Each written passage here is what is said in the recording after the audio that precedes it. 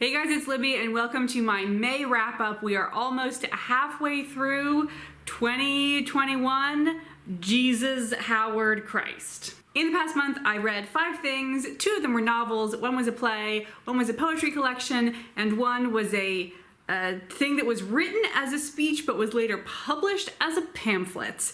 And this was all for the 1900 to 1950 readathon being hosted by Katie at Books and Things. So they were all from that time period. Let's get into it. First thing I finished was the play, The Playboy of the Western World by John Millington Synge. This was confusing is what I'm gonna go for. I'm gonna go for confusing. In terms of plot, this is set in a small town in County Mayo around the turn of the century when it was written, and a strange man shows up saying that he is on the run from the law because he has murdered his father, and this makes him kind of a local celebrity, especially among the ladies. Ladies love a man with the guts to murder his dad. So this is kind of a weird story, and many people thought at the time this was a fairly significant play. Synge was a fairly significant playwright at this time period. This play premiered at the Abbey Theatre, if that means anything to you, and it caused riots. There were people who were like, this is a terrible example of Irish womanhood, like, don't let the English know about this, and I really don't know what to make of it. In terms of like a piece of art that one is meant to enjoy, I didn't really enjoy it. And then as a piece of like a culture that one is meant to engage with intellectually, I just don't know what to do with it. Like, what I think is very interesting is that it's written in dialect, in a particular County Mayo dialect, which hadn't really been represented in literature before. So I admit that like I wasn't really getting the full picture because I read this rather than seeing it and hearing it. And Synge went and lived in County Mayo for several months to get accustomed to the dialect so that he would be able to write in it. And like that seems like a very sort of naturalistic approach to art, but then the plot is so strange and artificial, and I don't really know how these two are meshing, and I don't know what to do with it. This seems like the sort of thing that I would have enjoyed studying in college, and possibly something that I might enjoy seeing on stage, or at least find interesting to see on stage. The problem is that I would not pay money to see this. So I gave Playboy of the Western World 2.5 stars. Next, we are sticking with Irish authors, though jumping to the end of the time frame of the readathon with The Ghost and Mrs Muir by R.A. Dick, which was the pen name of Josephine Leslie. This is one of those novels that has been almost entirely eclipsed by its film adaptation, which was made just a couple of years after its publication, which starred Gene Tierney and Rex Harrison. I had seen the film several times. I quite like the film, that's why I wanted to read the book, and I can confirm that the movie is better than the book, although they are very different. So if you are familiar with the film, the plot synopsis I'm about to give may seem slightly foreign. So Mrs. Muir, we're set at the beginning of the 20th century. It starts out as a historical work, although the book, we follow our main character through several decades. So I think we may end up in the 1940s when this was written. Mrs. Muir is a widow with 2 children. She doesn't have a lot of money, and she has some annoying in-laws, and she feels like very put upon, and like she can't really live her own life. She sort of lets other people bully her into doing what they think is right or what they think she should do, and she's sick of this, and so she decides she wants to go far away, far away for her context, which I think is probably like 50 miles, to a seaside town where she finds a very cheap furnished house available for rent. And it turns out the reason it is so cheap is because there is a ghost. And once we've got that scenario set up, The rest of the novel is very episodic. Like, I think you might be able to switch some of the chapters around and have it not make a difference to the story. We see Lucy Muir living her life, dealing with living without a servant, so she has to learn how to like cook and garden and take care of her children. Romantic entanglements, having your, like, as you get older, having your children say, oh, I think you should move in with us, despite the fact that you want to continue being independent, and money troubles. The key difference between the novel and the film is that the novel is not a love story. The ghost of the title is the ghost of Captain Greg, who was a sea captain who owned the house before it was put up for rent. And in the film, this is a love story. In the book, he's kind of like her life coach, which, though, you know, less dreamy, I think still works, especially because in the film, we kind of get told by Lucy Muir that she feels put upon, but when the film starts, she's kind of already made this decision to strike out on her own, whereas in the novel, because, you know, you can have much shorter scenes and flashbacks and references to previous interactions, we get to see her being pushed around more often, and so it kind of seems like she does need a life coach.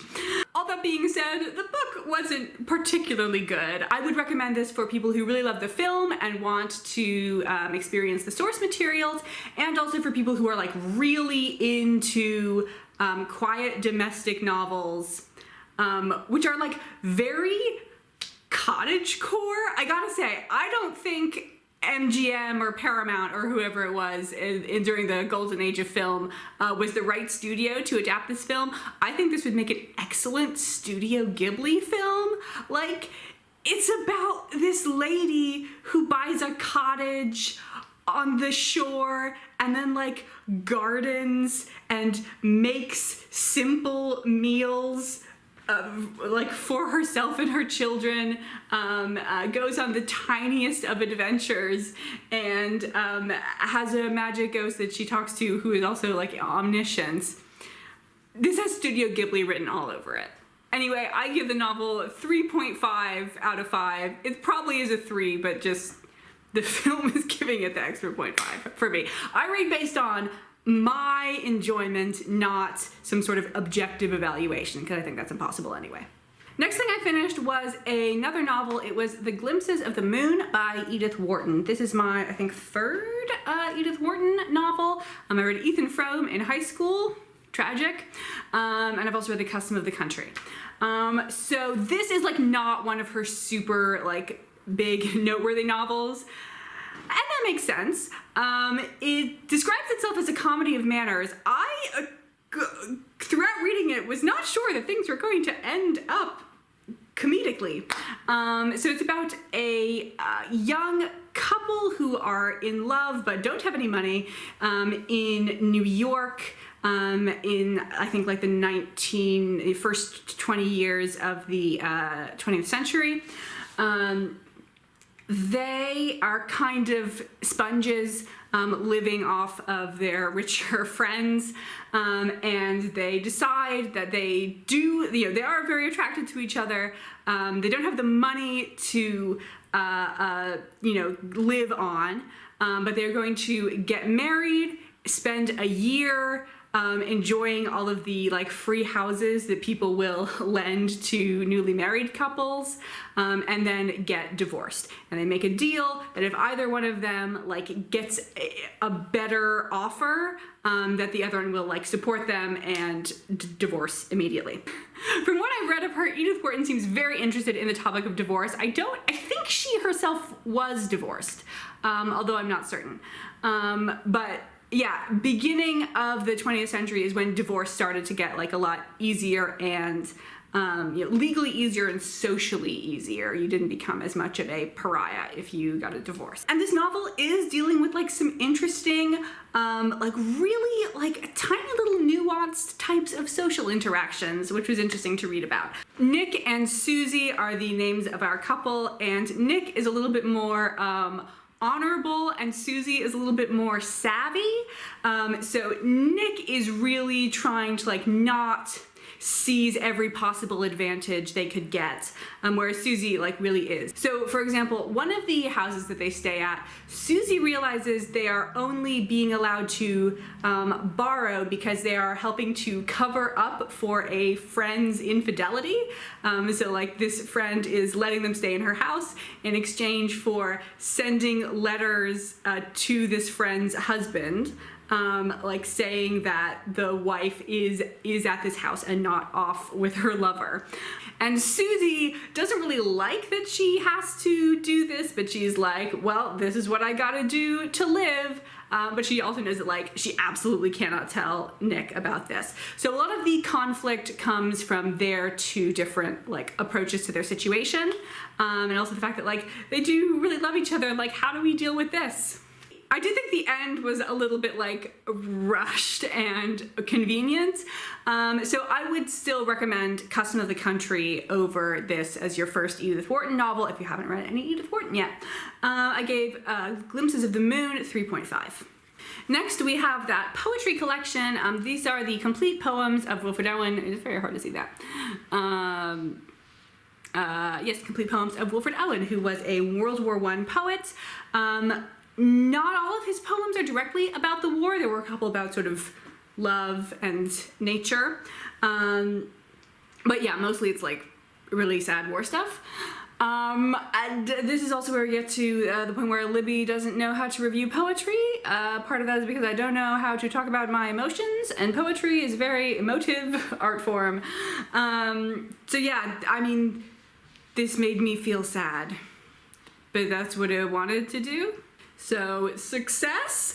I should also mention that Wilfred Owen was gay, and there is like some, I don't know, there's definitely some like a heterosexual coupling sort of reference in his poetry, but there is also like queer romance and feelings mentioned. So if you're interested in that, I would recommend the non-war poetry of Wilfred Owen. I do have to say that this particular edition that I have, which is like the Penguin Classics hardback edition, has absolutely no notes. It's just the text.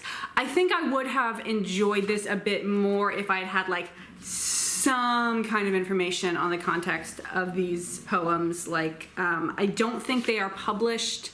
I don't think they're in the book in chronological order of when they were written. I think I would have liked that, and kind of any background would have improved my reading experience. I did give this a 4 out of 5. And then finally, I finished Annihilation of Caste by B.R. Ambedkar with an introduction by Arundhati Roy. Annihilation of Caste is a speech that Dr. Ambedkar had intended to give to a meeting of privileged caste Hindus who were for the abolishment or reform of caste in India in the 1930s.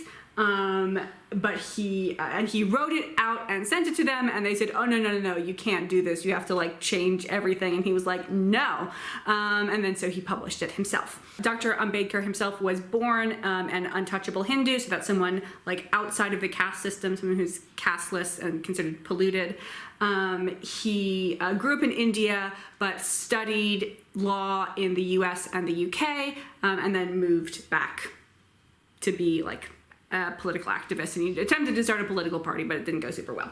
I wanted this particular edition because it has a 140-page introduction by Arundhati Roy, and I like don't know that much about the political situation of India in the 1930s, so I really wanted a lot of background before I went into the actual text of his speech. And I am really glad I did that. I actually enjoyed the introduction more than I did the speech, which I think makes sense because the introduction was pitched at me, and also it was intended to be consumed as a piece of writing, whereas the speech, there's certain parts where I'm like, oh, that is a rhetorical device, like sort of repetition of the same idea a couple of times, often 3. I like when you're reading, you don't really need that, but I can see how it would work if you were speaking it. So I don't think I'm going to immediately jump into Dr. Ambedkar's other writings, but I am going to jump into Arundhati Roy's other writings because I really enjoyed her introduction. I do think this is sort of set up as a conflict between Ambedkar and Gandhi, who were political opponents. Ambedkar ended up converting to Buddhism because he thought that Hinduism couldn't be reformed. It was too bound up with the caste system, which is fundamentally immoral. Gandhi was a Hindu who was attempting to reform the caste system and sort of remove the concept of untouchability, but keep the castes because like everybody, you know, sort of has their own, society works best if everyone has their own sort of job, and some people's job is to clean toilets. So Roy's introduction starts with the modern day situation of the untouchables or the Dalits in India. The first couple of pages actually describe an extremely graphic act of violence that was enacted upon a Dalit family, which is difficult to read, but that's like the worst stuff is in the first couple of pages. So if you'd like skip to page 4, you should be fairly safe from there. It then moves on to biographies, or it then moves on to more broadly the political situation in India, and then biographies of Gandhi and Ambedkar. There were a couple of places where I thought she was a little bit too hard on Gandhi, but for the most part, I thought this was very helpful and informative introduction, and I definitely want to go read more Arundhati Roy. So I gave Annihilation of Caste 4 stars, the introduction is 4.5, and the speech is 3.5. We're rounding it out to a 4. So that's it for this video. Thank you very much, Katie, for creating this readathon and inspiring me to read these books, some of which I liked. Thank you all very much for watching. I will see you again soon.